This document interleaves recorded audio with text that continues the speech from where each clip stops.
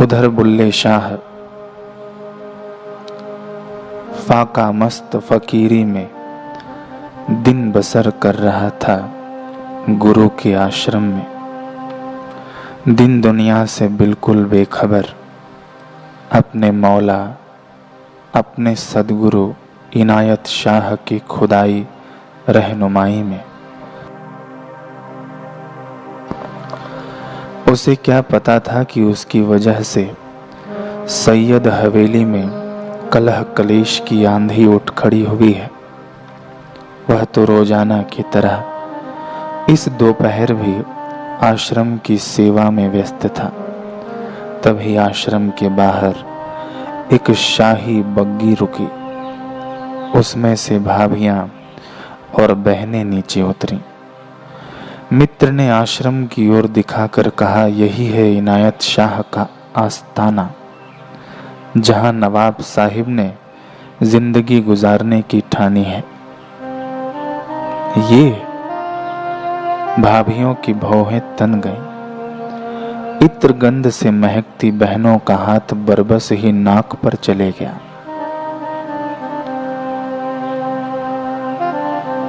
अभी वे आस्ताने के मुख्य फाटक पर ही पहुंची होंगी कि भीतर से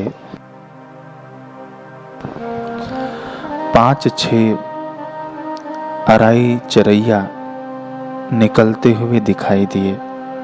साथ में उनके करीबन दर्जन भर भैंसें भी थीं। भाभियां बहनें बुरके की जाली से उन्हें टुकुर टुकुर देखने लगी। तभी मित्र तंजिया स्वर में बोला, भाभी जान, ये जो सबसे आगे मुखिया बनकर चल रहे हैं ना, यही है हुजूर इनायत शाह बुल्ले के गुरु। क्या यह है इनायत शाह? कमाल है, न जाने इस फटेहाल अधेड़ बुढ़े में भाईजान को क्या दिखा जो इसके पीछे हो लिए। सच में उनकी अकल पर तो ताले लग गए हैं। भाभियां माथा ठोकते हुए बोली।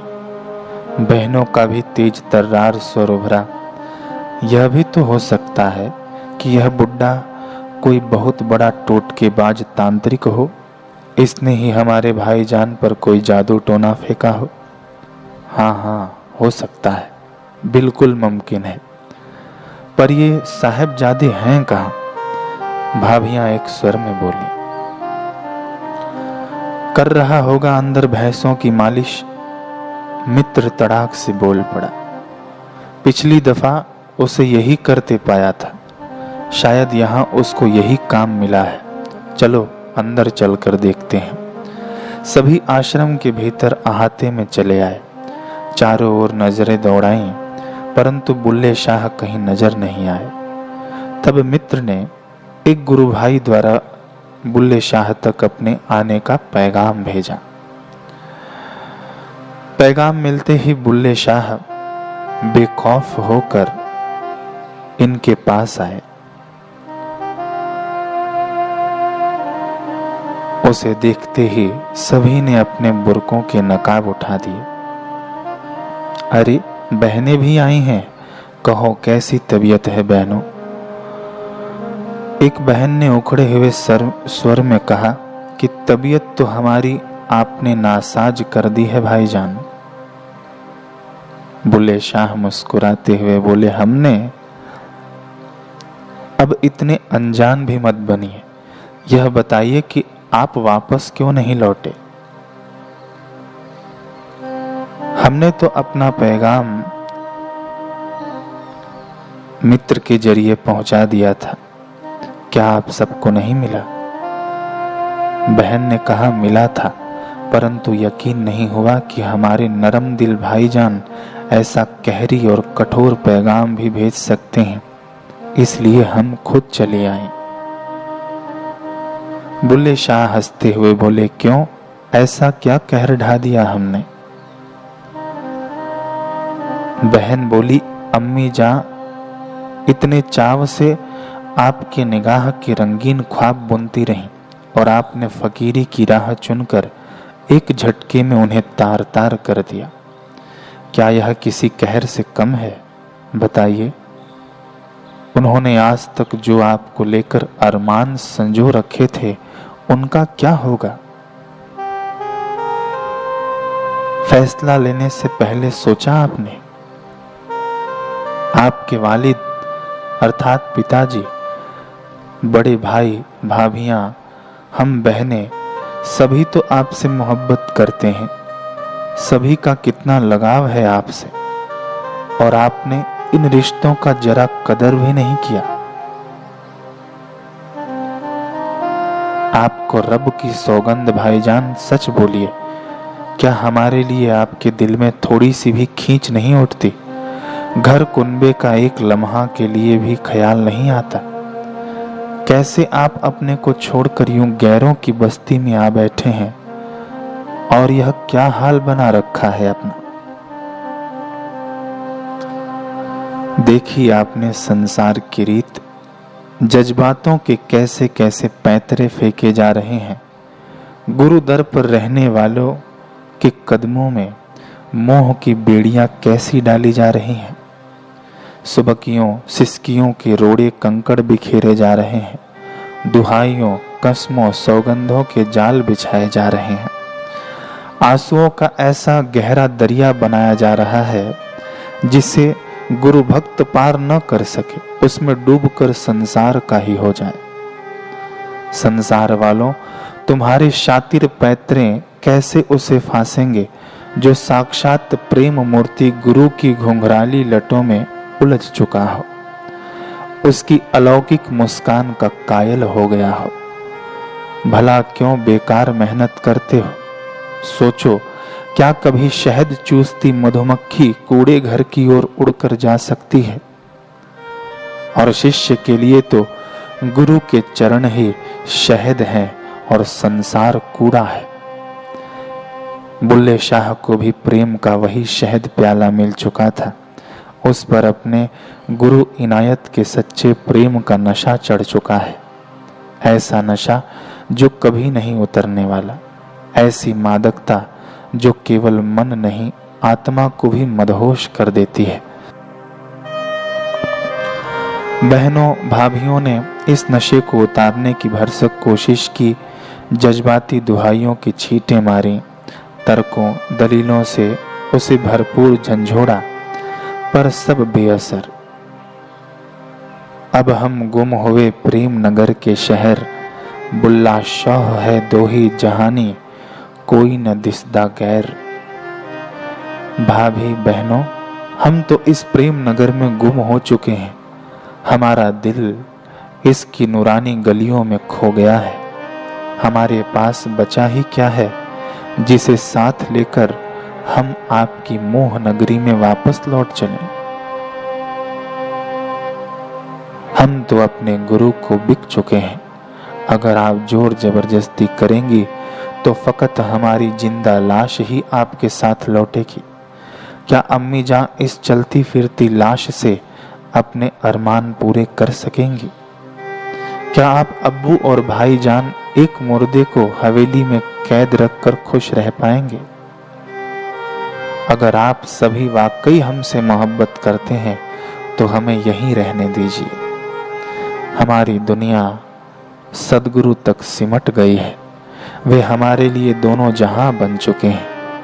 अब उनसे अलग हम तीसरा जहां कहां बसाएंगे? यह मुमकिन नहीं। बहन पल्लू से आंखों के कोर पोंछते हुए बोली, भाईजान, बस चंद रोजों में इनायत आपको हमसे भी ज्यादा अजीज हो गए। बरसों के रिश्तों की क्या कोई अहमियत नहीं? इनायत से हमारा नाता चंद रोज का नहीं, जन्मों का है। बल्कि कुन फैकुनो अग्गे दिया लगियां, अर्थात सृष्टि के पहले से है। अब तक बहनें जोर जोर से सुबकने लगी, अपने कीमती रुमालों से मुंह ढांपे हुए रोने लगी। परंतु बुल्ले शाह कुटिया की दहलीज पर एकदम तटस्थ बैठा था। अचानक उसकी दृष्टि उसी बड़ के वृक्ष पर चली गई जिसके नीचे उसे गुरु ने दीक्षा दी थी। इन यादों का मस्त झोंका उसे भीतर तक छू गया।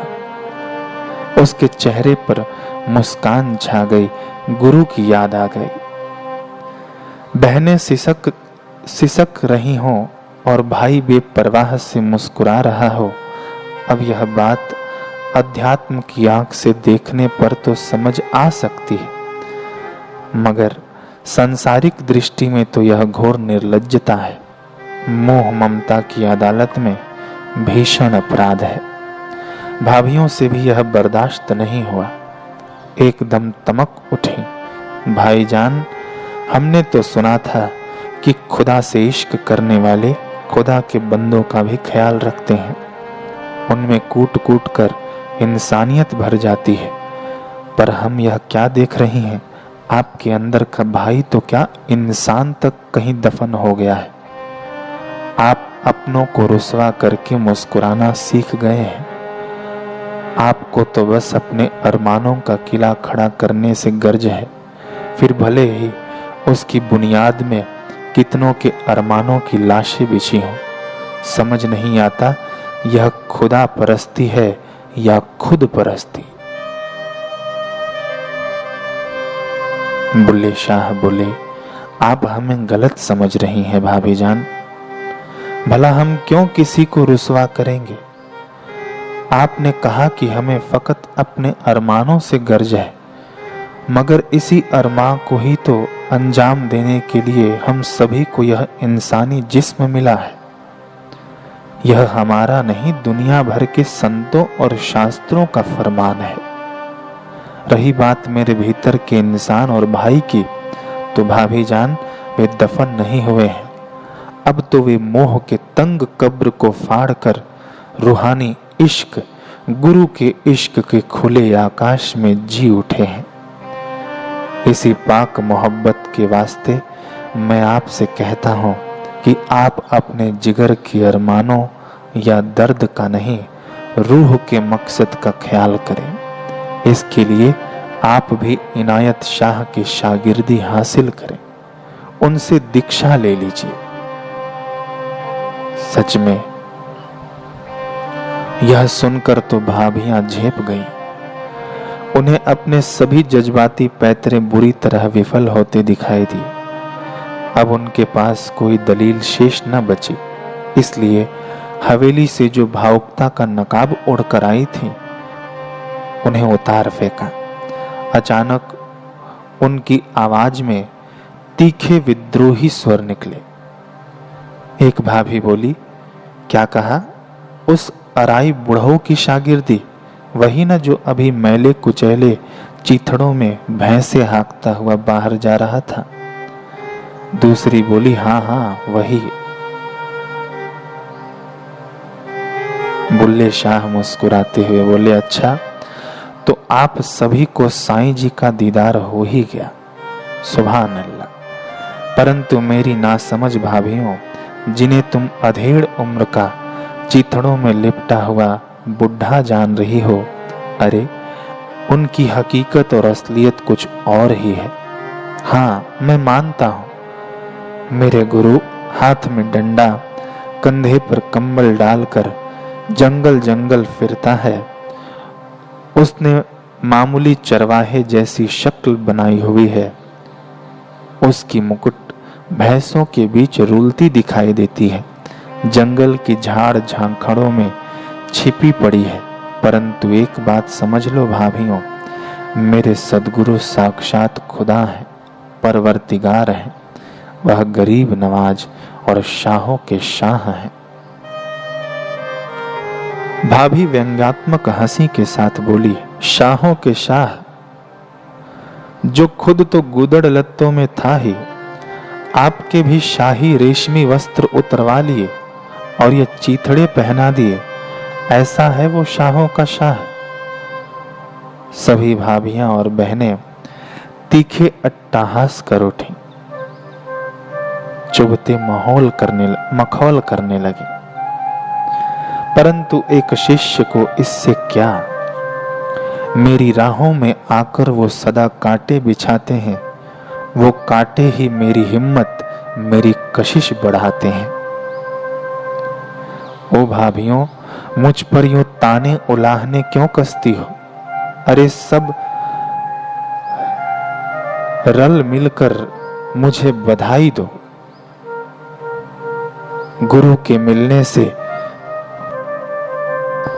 मेरी जिंदगी में मुबारक दिन चढ़ाया है। मेरी रूहे हीर को मुर्शिदे रांझा मिल गया है। चिरंजीवी शौहर से उसका निगाह हो गया है।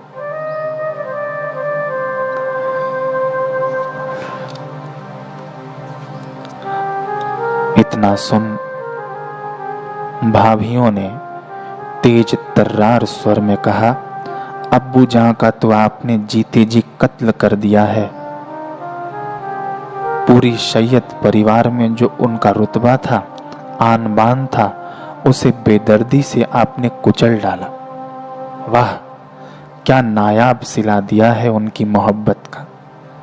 जो मौलवी साहब पहले कस्बों की गलियों में सीना तान कर चलते थे, आज हवेली की एक कोठरी में मुंह छिपाए शर्मसार हैं केवल आपके कारण। दिन रात इसी सोच में घुल रहे हैं कि उनके नूरे चश्म ने खानदान को रोशन करने की बजाय जो कलंक लगाया है, उस पर कौन सा नकाब चढ़ाएं। सैयदों की आबरू पर लगे इस शर्मनाक धब्बों को किस दलील से धोया जाए। बुल्लेनो समझावण आइया, भेड़ा ते भर जाइया। आल नबी औलाद अलीनो, तू क्यों लीका नाई लाइया। मन ले बुल्लिया कहना, साडा छड़ दे पल्ला राइया।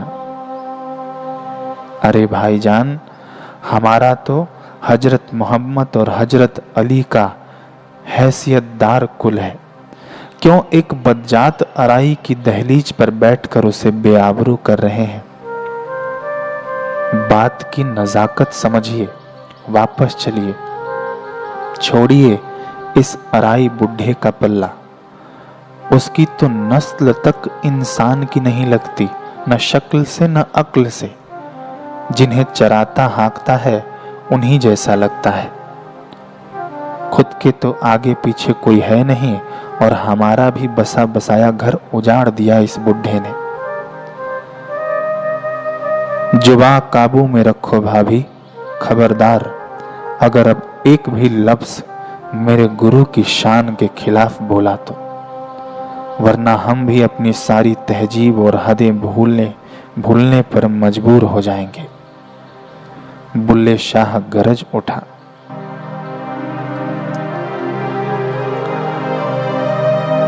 भाभियों और बहनों, आप सब भी जरा तवज्जो देकर सुन लें।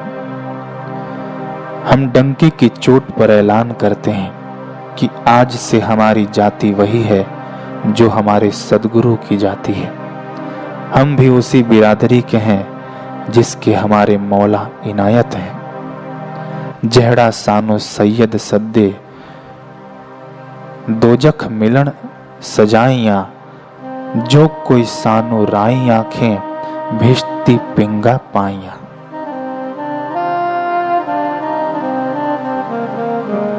भाभी जान, अब कयामतें गिरे या फिर जनाजा निकले, हमें रत्ती भर भी परवाह नहीं। हम तो खरा सौदा कर चुके हैं।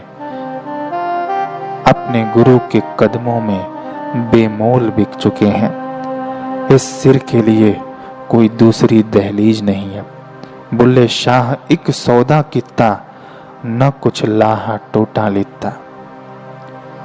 भाभियां बोले, लेकिन आप? बुल्ले शाह तुरंत टोकते हुए बोले, बस काफी हो गया, अब आप जाइए यहाँ से। हमें अब इनायत के बागे बहारों में ही रहना है। उन्हीं की पाक पनाहों में हमारा अमन, चैन और रूहे करार है।